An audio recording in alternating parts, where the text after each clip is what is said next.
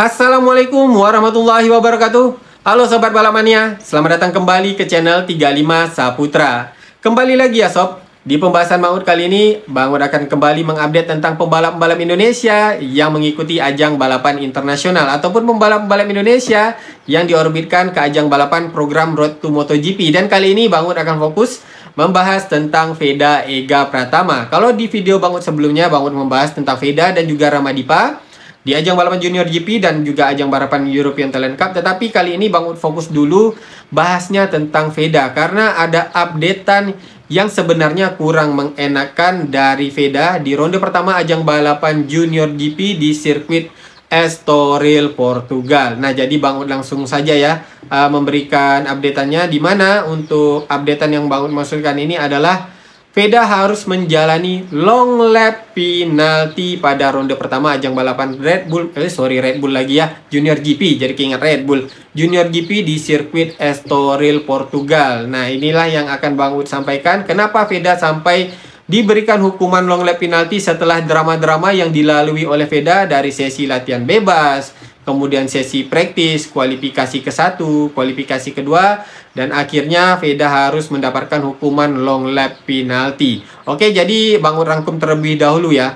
Dan ini juga informasinya Bang Ud dapatkan tentu saja dari sumber terpercaya, sehingga bisa Bang Ud pastikan memang informasi yang disampaikan ini real, bahwa memang Veda harus menjalani hukuman. Artinya balapan di Estoril, Portugal kali ini di ronde pertama, ujian bagi Veda ini cukup berat. Namun dengan dukungan dan juga doa dari sobat-sobat Balapmania semuanya dan juga dari Bang Ud, kita berikan doa yang terbaik dan juga dukungan terbaik untuk Veda. Semoga saja apapun yang Veda hadapi di ronde pertama kali ini, walaupun harus menjalani long lap penalti, tetapi kita doakan semoga Veda mendapatkan hasil yang maksimal di ronde pertama di ajang balapan Junior GP tahun 2025 ini di sirkuit Estoril, Portugal. Sebab kalau dari track recordnya dari sesi latihan bebas, Veda sudah menunjukkan mental tarung yang luar biasa, mental juang yang luar biasa, pantang menyerah, sehingga akhirnya Veda mendapatkan posisi grid start yang cukup baik untuk memulai balapan di sirkuit Estoril, Portugal.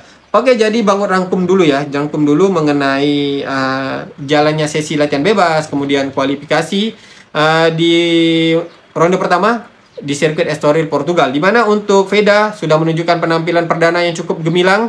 Karena tadi Bang Ud mengatakan Veda sebagai seorang pembalap rookie menunjukkan benar-benar mental tarung, mental juang, bahwa dia tidak mudah menyerah apapun itu hasilnya, sehingga Veda berhasil mendapatkan grid start yang cukup baik. Oke, kita mulai lagi dari hari Jumat ya, di mana hari Jumat itu pada tanggal 2 Mei ajang balapan Junior GP ini sudah memulai sesi latihan bebas resmi. Sebelumnya di hari Kamis tanggal 1 Mei sebenarnya Junior GP ini sudah memulai rangkaian balapannya ya, dari latihan bebas, namun unofficial di hari Kamisnya, latihan tidak resmi, sehingga catatan waktunya ini tidak direkod untuk semua pembalap di ajang balapan Junior GP. Barulah di hari Jumatnya untuk catatan waktunya ini direkod untuk semua pembalap di ajang balapan Junior GP termasuk Veda. Jadi pada saat sesi latihan bebas, Veda menunjukkan penampilan yang cukup gemilang. Di latihan bebas pertamanya, Veda itu mencatatkan posisi tercepat ke-8.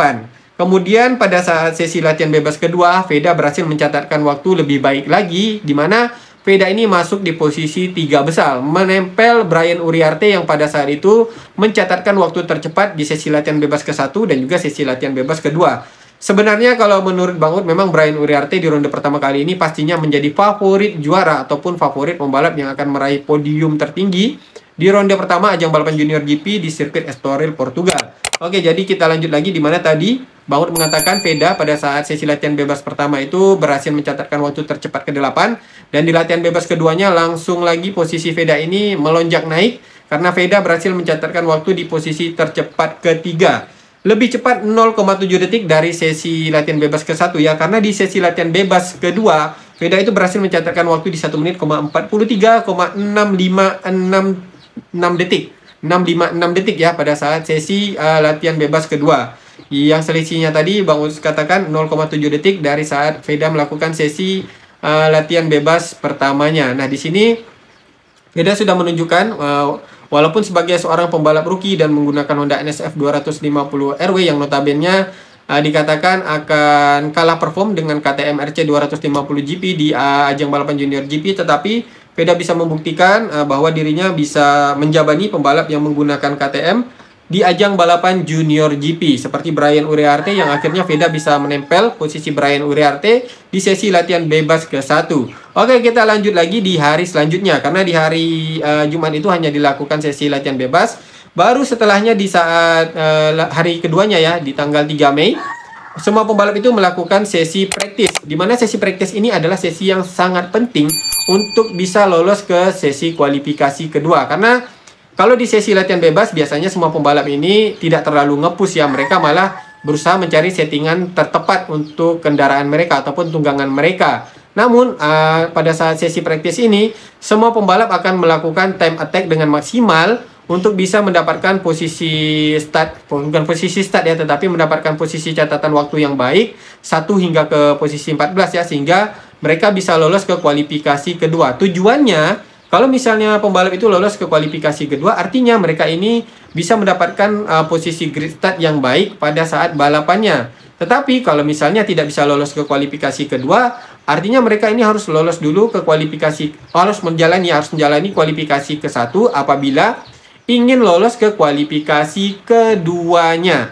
Nah, kalau misalnya tidak bisa lolos ya berarti mereka akan mendapatkan posisi start di barisan tengah ataupun barisan belakang. Tentu saja akan menyulitkan jika pembalap start dari barisan tengah atau barisan belakang ya sob. Nah, untuk Veda sendiri, nah dari sesi praktisnya ini kita bisa melihat di sesi praktis pada saat sesi praktis di Estoril Portugal itu, sirkuit Estoril Portugal diguyur hujan yang cukup deras sehingga terjadi banyak genangan air di beberapa sektor di sirkuit Estoril Portugal. Dan dari track recordnya sob, Veda ini terkenal agak kurang bisa memaksimalkan skill dan juga kemampuannya pada saat balapan di track yang basah. Ini sudah terbukti pada saat Veda itu balapan di sirkuit Sepang, Malaysia.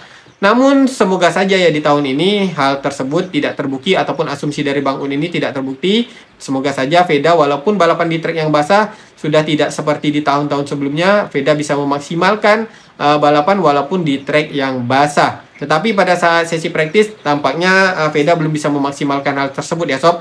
Sebab drama terjadi di saat sesi praktis ke-1, di mana ketika trek ini diguyur hujan, Veda terjatuh sob. Veda sempat terjatuh di sesi praktis yang akhirnya Veda bisa bangkit kembali ya, walaupun tidak terjadi insiden yang fatal. Tetapi ketika Veda ingin menebus kesalahannya untuk bisa mendapatkan posisi catatan waktu yang baik sehingga meloloskan dirinya ke kualifikasi kedua, namun pada akhirnya di sesi praktis tersebut Veda harus puas mencatatkan waktu tercepat di posisi ke-21.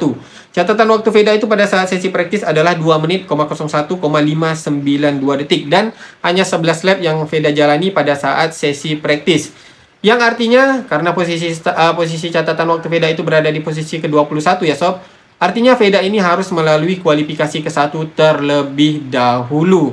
Nah, disinilah yang menjadi dramanya, karena jika Veda tidak bisa lolos ke kualifikasi kedua, artinya Veda akan menjalani balapan dengan cukup sulit di ronde pertama di Estoril, Portugal. Tetapi akhirnya pada saat kualifikasi ke-1, Veda berhasil mempertajam catatan waktunya untuk bisa lolos ke kualifikasi kedua. Karena di saat sesi kualifikasi ke-1, Veda berhasil mencatatkan waktu di 1 menit, 44,406 detik, masuk di posisi 5 besar di saat sesi di saat sesi kualifikasi ke-1. Dan pada akhirnya Veda lolos ke kualifikasi kedua. Nah, ini dramanya tadi ya sob. Dan pada saat jalannya sesi kualifikasi kedua, masih di dalam keadaan trek yang diguyur hujan di Estoril, Portugal. Nah, di sini Bang Un jadi cukup deg-degan ya. Karena di trek yang hujan, Veda tadi praktisnya sudah terjatuh. Dan kayak ini sesi kualifikasi adalah sesi yang sangat menentukan untuk posisi start dari semua pembalap. Tetapi Veda harus menjalaninya dengan keadaan trek yang basah lagi di sesi kualifikasi kedua.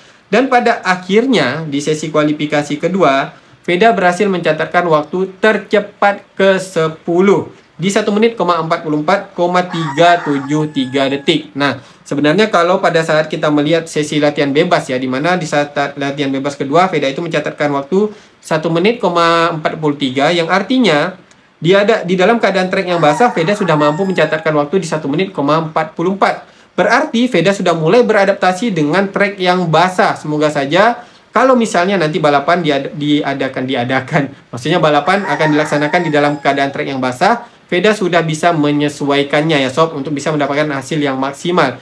Namun drama ternyata belum usai, karena Veda pada saat sesi praktis dianggap melakukan satu pelanggaran, yaitu Veda melakukan overtake pada saat bendera kuning dikibarkan. Nah, inilah yang menjadi alasan kenapa Veda mendapatkan hukuman long lap penalti untuk balapan ronde pertama di sirkuit Estoril, Portugal. Jadi ujian Veda cukup berat di ronde pertama kali ini, di mana Veda harus start dari posisi ke-10 pada saat balapannya. Namun kalau kita melihat pengalaman dari ronde pertama Red Bull MotoGP Rookie Cup di sirkuit Jerez Spanyol, kita melihat Veda start dari posisi ke-15 dan di satu lap saja Veda bisa langsung merangsek ke posisi 3 besar. Tetapi beda cerita di Junior GP ya, karena Junior GP tentu saja rivalnya lebih berat, sebab mereka ini ada yang menggunakan motor yang lebih kencang dari Veda. Artinya Veda benar-benar harus berjuang untuk bisa masuk ke barisan depan dengan sesegera mungkin.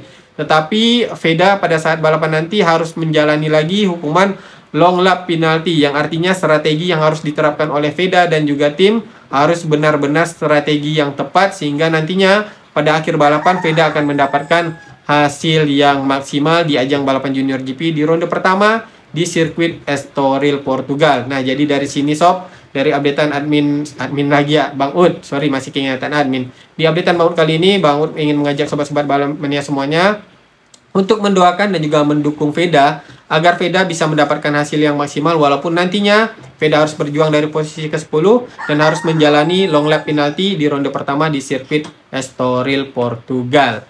Oke sob, jadi mungkin itu saja ya updatean dari Bang Ud mengenai Veda di ronde pertama kali ini, dimana yang mau katakan tadi ujian Veda ini cukup berat, dan Bang Ud juga mohon maaf ya karena ada suara-suara ayam ini di luar. Kalau misalnya masih masuk, Bang Ud mohon maaf kalau misalnya menjadi kurang nyaman bagi sobat-sobat balap mania semuanya. Oke, jadi sampai di sini dulu pembahasan Bang Ud di video kali ini. Semoga saja informasi dari Bang Ud ini bermanfaat dan juga berkenan untuk sobat-sobat balap mania semuanya. Apabila ada kesalahan di dalam menyamain Bang Ud di video kali ini, Bang Ud mohon maaf yang sebesar-besarnya, sebab Bang Ud adalah tempatnya kesalahan, sedangkan kesempurnaan hanyalah milik Allah Subhanahu wa Ta'ala. Akhir kata Bang Ud ucapkan Assalamualaikum warahmatullahi wabarakatuh. Salam balap mania.